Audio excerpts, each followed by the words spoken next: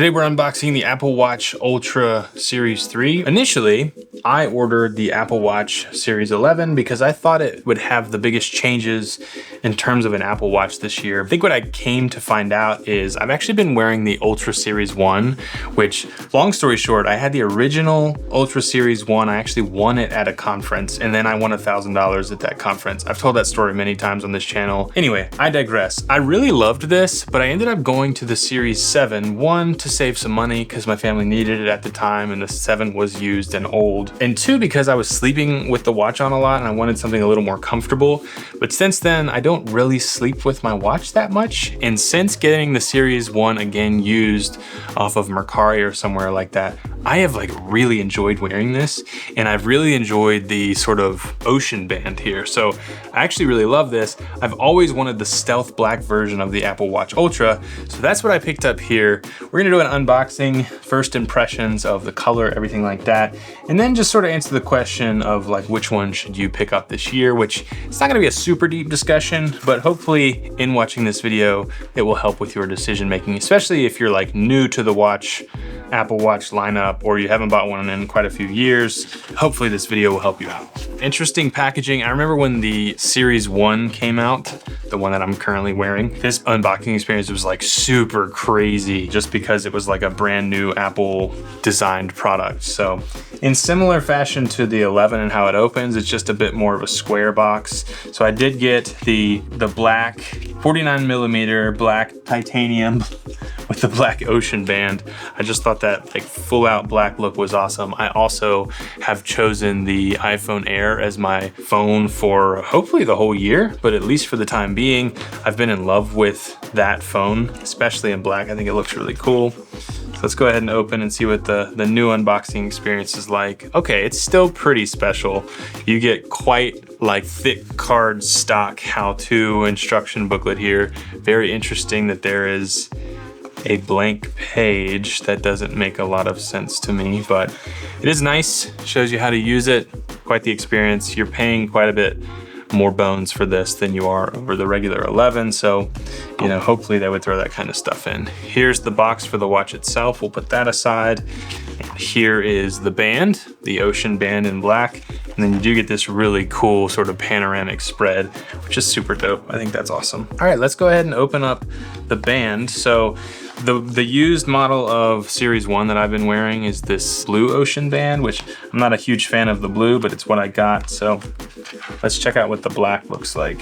Nice. Pretty low key. I like sort of the matte look. Also it's really comfortable. I don't know. You know what it kind of reminds me of? A low key version of Black Widow, from Marvel, her bands that shoot stuff out of them, which I'm not a huge fan of utilitarian, which is kind of the vibe of this. And in fact, I think it's quite the vibe of the new iPhone 17 Pro, but I don't know. I love the bigger screen. I love just the robustness of this over the regular Air. I of course love the added battery life, not the Air, but the added battery life over the regular Watch 11. So those are all factors that kind of went into me picking up the Ultra, and it shows you how to connect the band, all that good stuff there. All right, and then here's the watch itself. All right, so satisfying. These little pull tabs, and it's so smartly engineered. I love when they added this and got rid of the plastic wrap and all that stuff. Over here, you do get a braided cable. Interestingly, it doesn't come to pair with the black, just the regular cable, but you'll get pretty awesome charging speeds through that, which is great. And then here's the little watch itself. We can slide it out here without ripping the paper. I like trying to keep the stuff in the packaging as nice as possible in case I ever do want to sell it. I love being able to sell someone my Apple product and giving them as close to new unboxing experience as possible. So that's something that I love to do. So there is the black compared to the raw titanium look. It looks really nice. It's actually, I might say it's actually a little lighter than I thought it was gonna be, the color. And what's wild is, I don't know if you all can see this, but this color orange here almost changes color depending on angle. That looks more yellow, but then you turn it and it's super bright orange, which I heard a lot of people saying maybe Apple was testing this color orange on this all along, and then the new 17 Pro has that orange color. That is so weird how it changes color though. All right, so here's the full, let's get the bands on. All right, there's the full blacked out version of the watch, which is really nice. All right, there are the two watches next to each other. I mean, I really do, I love the way this looks too. I'm more for like low-key stealthy when it comes to tech products. There you go. It seems like these two oranges are the same. Looks like the speakers are the same. Let's come around here to the back. The layout here all looks the same as well. Bring over the Series 11 too, just to get an idea of size. This is the largest you can get with the Series 11. So to keep that in mind, let's just kind of compare here the two together in terms of thickness. I really do love this, the jet black, I think. I think it's very interesting how it looks like the screen just wraps all the way around the body because the jet black really matches the blackness of the screen. I'm trying to see if I'd be able to, I don't know if you all can see the bezels there. They are quite a bit smaller, which is exciting. I'd say, I wouldn't say half as big as the bezels on the Series 1, but definitely smaller, and that will be noticeable because of the device just being so small. Also, you can see this too. If you look at just the width of the chassis, I guess we can call it, the rails here, the rails have gotten thinner on the 3 as well. The screen itself, or like the glass itself, is bigger on this model, and the bezels have gotten smaller. So that's interesting as well. I don't know, I'm really excited about this. Let's just get sort of a first look here. I don't have the added piece here put on, but we can get an idea. Nice. Yeah, that's cool, nice and stealthy. So anyway, I'll be trading in the Series 1 here for this Series 3, and I'll be sending the Series 11 back to Apple. So some things to consider, you know, obviously form factor is kind of the biggest thing for me. I think for most average consumers, most average users, you know, this is built for more like pro athletes, in my opinion, people who are running all the time, swimming, diving. Like this watch can do a lot. I don't think it's necessarily necessary for most people, but if you're wanting like insane battery life, maybe you do like sleep tracking with your watch on, this is gonna have the best battery life. It's obviously bigger, it's clunkier, it's not as smooth to use in the experience. You know, if you're swiping up or down, you can get your finger kind of on that sharp edge.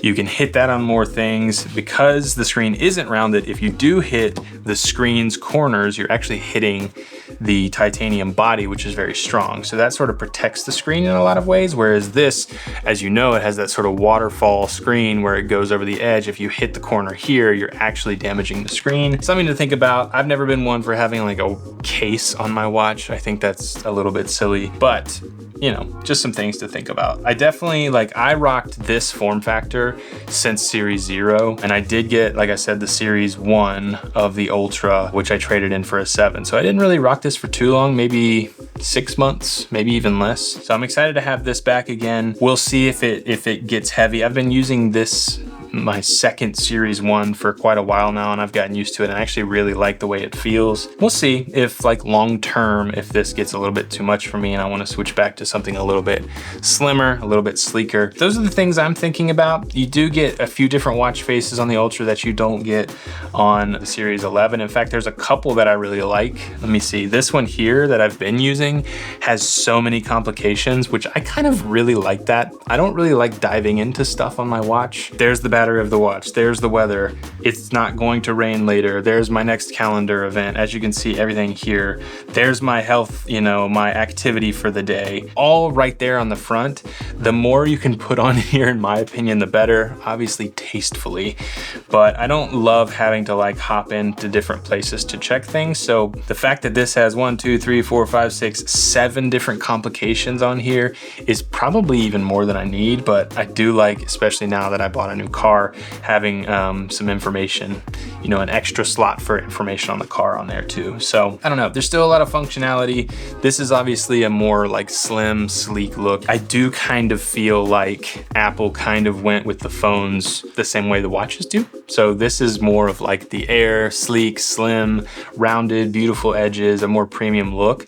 The 17 Pro, in a lot of ways, especially the camera bump, which I'll talk about more in my 17 Pro review coming out later later on this week. I think a lot of the form factor here is actually mirrored on the 17 Pro. So even down to like the cellular antennas that run around the screen here. I don't know if you can see that. They did the same with the Pro on the Plateau. So really it comes down to preference with these. Obviously price tag is huge too. This is like an extra like $300, $400. So, you know, if you just want the Apple Watch experience and you have like the regular budget, I guess, for these, getting the 11, I like that there's a few different options to choose from. For me, for this year, this Ultra is where it's at. And honestly, because it's a tech review channel, I'm sure I'll be reviewing the next watch that comes out next year. But if I wasn't, this is a watch that's gonna last for years and years and years.